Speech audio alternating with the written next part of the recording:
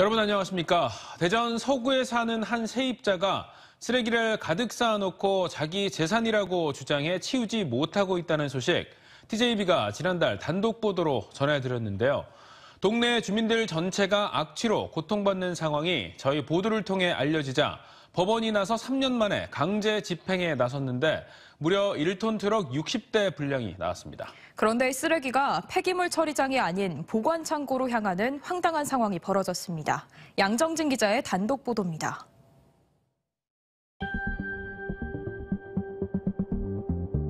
도대체 마당인지 주차장인지 쓰레기로 가득 차 알아보기 어려웠던 주택이 드디어 본 모습을 드러냅니다. 굴착기가 쓰레기 더미를 들어올려 커다란 마대에 담기를 여러 번입니다. 고장난 선풍기와 더러워진 인형, 옷가지와 음식물 쓰레기까지 온갖 물품들이 쏟아져 나왔습니다. 세입자였던 A씨가 쓰레기 더미를 남기고 이사간 뒤 이를 자신의 재산이라고 주장해 집주인인 LH도 치우지 못하다 결국 법원이 강제 집행을 하게 된 겁니다. 쓰레기 양만 해도 60톤이나 됩니다. 총 29명 나와서 일을 하고 있습니다. 지금 아침 9시 20분부터 시작을 해서 1톤 차량 한 60대 정도로 해서 3년 만에 치워진 쓰레기에 그동안 악취와 스트레스에 시달렸던 주민들은 이 순간이 감격스럽기만 합니다. 가슴속에 쌓여있던 응어리가 풀어지는 느낌이고요. 악취나 벌레나 이런 것 때문에 그동안 고생이 많았는데 이제는 오염된 환경에서 생활을 안 해도 된다고 생각하니까 기분 좋습니다. 묵혀있던 쓰레기를 치우는 비용만 1,300만 원에 달합니다. 이렇게 치워진 물건들은 아직까지도 재산이기 때문에 쓰레기장이 아닌 별도의 창고로 옮겨져 보관됩니다. 이 쓰레기들은 법원이 지정한 창고에서 보관되는데 추가로 드는 보관 가격만 한 달에 240만 원입니다. 보관에만 두세 달, 이후 경매 절차를 거치는데 모두 6개월가량 걸립니다. 법적으로는 쓰레기 주인인 A씨가 모든 비용을 부담해야 하지만 A씨는 LH의 모든 연락에 무관심으로 일관하고 있는 상황입니다. 따라서 쓰레기 처리 비용과 보관 비용은 해당 건물을 소유하고 있는 LH가 일단 부담하고 LH가 경매에서 쓰레기를 낙찰받아야 쓰레기장에 버릴 수 있을 전망입니다. 이후 LH가 A씨에게 해당 비용에 대한 구상권을 청구할 수도 있습니다. 비상식적인 상황을 고려한 법 개정과 함께 쓰레기를 쌓아두는 주민들에 대한 철저한 관리가 필요하다는 목소리가 커지고 있습니다. TJB 양정진입니다. TJB가 단독 보도했던 필리핀 현지에서 아내를 살해한 뒤 암매장한 혐의로 붙잡힌 한국인 목사가 재판에 넘겨졌습니다. 대전지검 형사 2부는 필리핀에서 15년 넘게 선교 활동을 하다 지난 8월 60대 아내를 살해하고 매장한 뒤 아내가 실종됐다며 범행을 숨긴 혐의로 한국인 목사 60대 남성 A씨를 살인과 사체 은닉죄로 구속 기소했습니다.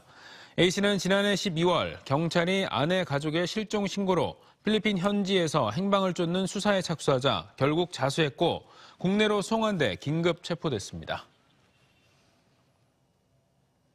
대전시가 최근 청사 방호 규정을 새로 만들었는데 논란이 커지고 있습니다.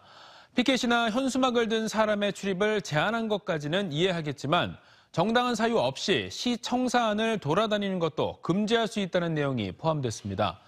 쉽게 말해 화장실 가는 것까지 일일이 확인해야 출입할 수 있다는 건데요. 확인해보니 문제가 된 규정들 7년 전 다른 지자체의 것을 그대로 가져온 것이었습니다. 이수복 기자의 보도입니다. 대전시가 올해부터 시행에 들어간 청사방호 규정입니다. 피켓이나 현수막 등을 소지한 사람의 청사 출입을 제한하고 근무 시간 전후 정당한 사유 없이 청사 안을 배회하는 행위도 금지할 수 있다고 돼 있습니다. 평소 화장실 이용이나 산책을 위해 시청을 즐겨 찾던 시민들은 과도한 규제라는 반응입니다. 허용 범위가 있으면 괜찮은데 그런 거 없이 그냥 이동하는 것 자체를 그런 식으로 규제를 한다는 거는 시민 입장에서는 납득하기 힘들 것 같아요. 대전시는 청사 내 불법 시위와 집회를 막을 규정이 없어 방호 규정을 신설하게 됐다는 입장입니다. 관련 규정이 없다 보니까 이번에 청사 방호 규정 만들어서 불법적 행위에 대해서는 대응할 수 있게 이렇게 만든 거거든요. 하지만 시민단체들은 이 조항들이 시청 주변에서 일어나는 집회와 시위를 못하도록 막는데 악용될 소지가 크다며 반발하고 있습니다. 대전시 청사방호 규정이 7년 전 만들어진 경기도 광명시의 훈련과 판박이 수준으로 똑같다는 점도 문제입니다. 청사기방이라는 시대적 변화상이나 도심 한복판에 있는 대전시청의 특수성을 전혀 감안하지 않고 타 지자체 규정을 그대로 가져왔다는 비판이 나옵니다. 제정 과정에서 현재 상황에 대해서 면밀하게 검토하고 법령에 또 헌법의 정신에 위배되지 않는지를 잘 살폈어야 되는데 이번에 그렇지 않았다고 봅니다. 대전시는 전임 시장 시절인 지난 2019년 집회와 시위, 에티켓을 뜻하는 집시켓이란 표지판 등을 설치했다가 반발이 일자 표지판을 철거하는 등 갈등을 빚기도 했습니다. TJB 이수복입니다. 김영한 충북지사가 KTX 세종역 신설을 주장하는 세종시가 충청 밉상이라고 발언한 것에 대해 닷새 만에 공식 사과했습니다. 김 지사는 어제 호텔 대전 ICC에서 열린 충청 지역 중소기업인 신년 인사회에서 세종에는 대통령 집무실과 국회 분원, 산하기관들이 가는데 충북에는 아무것도 오지 않아 섭섭한 생각에 그런 발언을 했다며 최민호 시장과 세종시민이 국민 곱상이라고 꼭 전해달라고 말했습니다. 이에 대해 최민호 세종시장은 김 지사에게 정중히 감사하다며 우리 충청권 전체가 화합하는 계기로 삼도록 노력하겠다는 문자 메시지를 보냈다고 밝혔습니다. 공공기관 통폐합이 진행 중인 충남도가 아산에 있는 경제진흥원과 신용보증재단 등을 통합해 본사를 내포 신도시로 옮기는 계획을 내놓자 아산 지역 도의원들이 반발하고 있습니다. 아산을 지역구로 둔 도의원들은 충남 공공기관의 내포 이전이 이루어지면 기관의 경쟁력이 떨어지고 도민 갈등만 심화될 것이라고 주장했고 아산 시의원들과 함께 온양온천역 광장에서 천막 농성에 들어갔습니다. 이에 대해 충남도 관계자는 산하기관이 도와 협업해 미래 먹거리 발굴에 역량을 집중하기 위한 조치라면서 본사 이전이 서비스의 질적 저하로 이어지지 않게 하겠다고 밝혔습니다. 아산시가 신정호를 비롯해 지역 전체를 문화예술 도시로 조성한다며 아트밸리 아산을 브랜드화하고 있습니다. 그런데 아트밸리란 명칭을 이미 유명 제과업체에서 상표 출원하는 바람에 아산시가 한시적으로 쓰는 조건으로 계약해 논란입니다. 다른 도시들도 아트밸리를 사용하고 있어 또 다른 갈등도 예상됩니다. 김세범 기자입니다. 드넓은 인공호수인 신정호는 앞으로 사계절 전시 공연이 펼쳐져 아산시의 주요 문화 공간이 됩니다. 이를 거점으로 외암 민속마을, 곡교촌, 은행나무길을 연계하고 예술의 전당을 신축해 아산을 문화예술의 도시로 육성한다는 게 시정 제1 목표입니다. 브랜드는 아트밸리 아산으로 선정해 명함과 책자 등 기관의 로고화를 통해 박차를 가하고 있습니다. 고품격 문화예술을 통해서 우리 아산 시민은 물론 우리 아산시를 찾는 외부 관광객들에게 우리 아산에서 와서 머물고 즐길 수 있는 그런 인프라를 갖추고자 합니다. 그러나 대대적으로 홍보하는 아트밸리란 명칭 자체가 발목을 잡고 있습니다. 이미 혜태제과가 문화사업을 위해 지난 2009년 상표 출원을 한 상태라 아산시는 협상 끝에 일단 2028년까지 한시적 사용으로 계약했습니다. 여기에 아산 권역만 사용, 상품화 제한, 상표권 매도 시 사용 불가 등 단서가 붙어 아트밸리를 대표 브랜드로 밀고 가기엔 문제투성입니다. 대기업에서 네이밍을 사용 못하게 한다라고 하면은 전체적으로 둘러싸여 있는 아산시 홍보물들을 다 시민들의 세금으로 다시 바꿔야 하는 상황을 초래할 수 있기 때문에 또 다른 갈등 요소도 터져나옵니다. 포천시는 지난 2009년 호수를 낀 지역을 문화예술시설로 조성하며 상표권자인 혜태제과와 조율을 거쳐 포천 아트밸리로 쓴 지 오래입니다. 더구나 포천시는 올해 이를 관리할 문화재단을 설립하며 시설을 확대해 수도권 관광객 유입에 공들이고 있어 아산시의 등장이 불쾌하다는 반응입니다. 그러니까 저희 같은 경우에도 우리가 먼저 했기 때문에 우리가 중간에 이제 바꿀 수가 없어서 소송하고 그랬는데 굳이 새로 하는 사업이라 그러면 굳이 아트밸리라고 할 필요가 있을까요? 이 밖에 부천시와 양주시도 아트밸리란 브랜드를 쓰고 있어 명칭의 독창성이나 상징성을 주장하긴 더더욱 어렵습니다. 장기간 아산의 얼굴이 될 브랜드지만 시작부터 걸림돌이 적지 않아 원명칭 인수나 새명칭 공모 등 다양한 방안을 놓고 원점에서 재검토가 필요해 보입니다. TJB 김세범입니다. 박상돈 천안시장이 주요 업무 보고회에서 기업은 인력난을, 대학은 취업난을 겪고 있다며 기업과 대학의 다리 역할을 지자체가 해야 한다고 강력한 정책 추진을 당부했습니다. 또 공주시의 1인당 기부금이 2만 5천 원인데 비해 천안시는 7,110원에 불과하다고 지적하던 도중 웃음소리가 들리자 웃을 일이 아니라며 기부 통계를 읍면동 업무 성과에 반영시키고 개선되지 않으면 그 자리에서 업무하기 어려울 것이라고 경고했습니다. 박 시장은 시내버스 노선 개편도 내년 12월까지 느슨하게 잡혀 있다며 올해 6월 말까지 완료해 줄 것을 지적했습니다.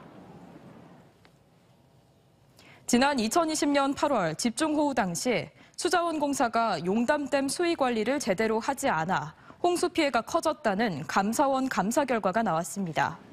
감사원은 지난 2020년 7월 말 한국수자원공사가 제한 수위를 초과했음에도 하류 지역 주민들의 민원을 이유로 방류량을 줄였는데 이후 계속된 집중호우에 결국 하천이 감당할 수 있는 양을 초과하는 물을 방류해 피해가 커졌다고 판단했습니다. 앞서 지난 2020년 8월 금산군 부리면과 재원면 일대에선 용담댐 방류로 인해 인근 일대가 침수되면서 496가구 260억여 원의 피해가 발생했습니다. 승자 독식 방식의 현행 소선거구제를 바꿔보자며 새해부터 중대선거구제로의 개편이 화두로 떠올랐습니다. 하지만 여야를 떠나 지역 정치권에서는 중대선거구제 역시 단점이 많다며 부정적인 의견이 많습니다. 특히 거대 양당의 복수 공천을 막지 못하면 실패가 뻔하다는 겁니다. 서울방송센터 이선학 기자가 보도합니다. 새해 들어 윤석열 대통령이 중대선거구제 도입을 언급하면서 선거구제 개편 논의가 재점화됐습니다. 득표율과 상관없이 승자가 의석을 가져가는 기존 소선거구제의 문제점을 해소하자는 취지로 중대선거구제는 여러 개 선거구를 하나로 묶어 국회의원 2에서 5인까지 뽑게 됩니다. 하지만 지역 정치권은 여야를 떠나 유불리를 따지며 적극적으로 나서지 않고 있습니다. 선거제도 개편에 앞서 행정구역 개편이 필요하고 지역구 면적이 넓어지면 지역 대표성에 문제가 있다는 겁니다. 또 인지도 높은 인물이 유리한 만큼 농어촌은 소선거구제를 유지하는 대신 대도시 지역에 먼저 중대선거구제를 도입하자는 의견도 있습니다. 중대선거구제가 도입되더라도 거대 정당에 치우친다면 도입 취지가 약화될 거란 우려도 나옵니다. 지난해 6월 지방선거에서는 논산, 계룡, 금산 기초의원 선거에서 한 선거구에서 2명 이상을 선출하는 중대선거구제가 시범 도입됐습니다. 5명의 기초의원을 뽑는 논산 가선거구의 경우 민주당 5명, 국민의힘이 4명의 후보를 내면서 다른 정당들은 한 석도 건지지 못했고 나머지 선거구들도 비슷했습니다. 거대 정당들이 무더기로 후보를 내면서 논산, 계룡, 금산 선거구 전체 기초의원 23석 가운데 제3당은 단 한 석도 차지하지 못했습니다. 지난해 중대선거구제 시범 실시에서도 드러났던 거대 정당들의 복수공천 횡포를 막지 못하면 선거제도 개편은 실패로 돌아갈 수밖에 없습니다. 중대선거구제를 할 때는 복수 추천제를 일정 부분, 예를 들어 4명을 뽑는 곳에서는 2명 이상을 추천을 할 수가 없다든지 이렇게 그 전제 조건이 좀 만들어져야지만이 이 제도가 본래의 목적을 달성할 수 있다. 지역 균형 발전에 대한 기대가 높은 상황에서 내년 총선을 앞두고 중대선거구제라는 정치개혁 이슈로 인해 지역 정치권의 셈법이 복잡해지고 있습니다. TJB 이선학입니다. TJB와 충청남도가 개최한 2022 충남 홍보 영상대전에서 보령시가 최우수상인 충남도지사상을 수상했습니다. 충남도의회 의장상은 공주시, 우수상인 TJB 사장상은 당진시와 부여군에 돌아갔습니다. 올해 4번째인 영상대전은 즐겁게 웃으면서 충남의 곳곳을 음악으로 두드린다는 뜻인 희희낙낙 충남 여행을 주제로 충남도 내 15개 시군이 참여해 관광지와 음악 등을 소개해 뜨거운 반응을 얻었습니다. 드론을 통한 각종 재해 예방과 인명 구조 사례가 느는 가운데 대전 장애인 IT협회가 드론 구조 봉사단을 조직하고 대덕대에서 발대식을 가졌습니다. 드론 구조 봉사단은 장애인 IT협회 회원들과 대덕대 학생, 드론 관련 기업들이 참여해 앞으로 드론 구조 인력 양성과 재해재단, 긴급구조 시 자원봉사 활동을 펼칠 계획입니다. 함께 살던 동료를 장기간 괴롭히고 폭행해 숨지게 한 20대 남성에게 징역 20년형이 확정됐습니다.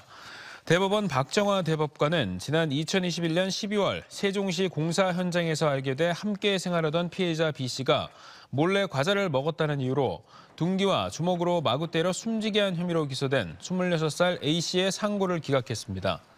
A씨는 2020년 7월부터 월세와 생활비를 공동 부담하는 조건으로 B씨와 함께 살았는데 생활 태도가 마음에 들지 않는다며 CCTV를 설치해 감시하고 1년 넘게 괴롭힌 것으로 알려졌습니다. 특히 피해자의 식사량까지 제한해 52kg이었던 피해자 B씨의 체중이 38kg까지 줄어들기도 했습니다. 대전투자청과 대전에 본사를 둔 기업금융중심은행 설립을 위한 전문가 초청 토론회가 대전시의회에서 열렸습니다. 참석자들은 벤처기업과 자금을 지원할 벤처캐피탈, 또 은행 간의 성장 단계별 투자가 이루어지는 선순환 생태계가 조성돼야 한다며 설립 필요성에 공감하고 투자청 설립에 힘을 보태기로 했습니다. 대전시는 용역을 통해 추진 전략과 로드맵을 구체화한 뒤 상반기에 대전 투자청을 우선 설립하고 향후 기업금융중심은행으로 확장한다는 계획입니다.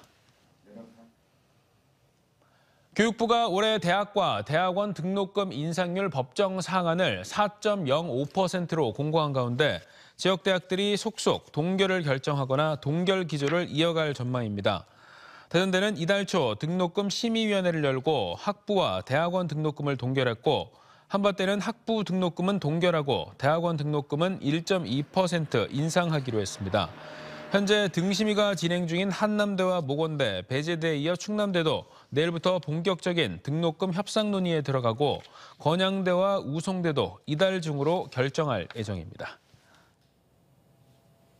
대전 유성호텔에 이어 유차를 거듭해오던 유성 라마다 호텔도 팔렸습니다. 지역 부동산 업계에 따르면 라마다 호텔은 자산관리 공사를 통해 공매를 진행했으나 수차례 유찰돼 오다 지난해 말 전체 222개 객실 가운데 72개 분양 객실을 제외한 나머지 객실을 자산신탁회사에 250억 원에 매각됐습니다. 라마다 호텔은 매각 이후 주상복합 건물이 들어서는 다른 호텔과는 달리 숙박 영업을 계속하는 것으로 알려졌습니다. 지난해 10월 말에는 유성호텔이 서울에 있는 신탁사에 2,500억여 원에 매각된 바 있습니다. 충남 도내 최초의 모바일 지역화폐인 공주페이 누적 발행액이 4천억 원을 돌파했습니다.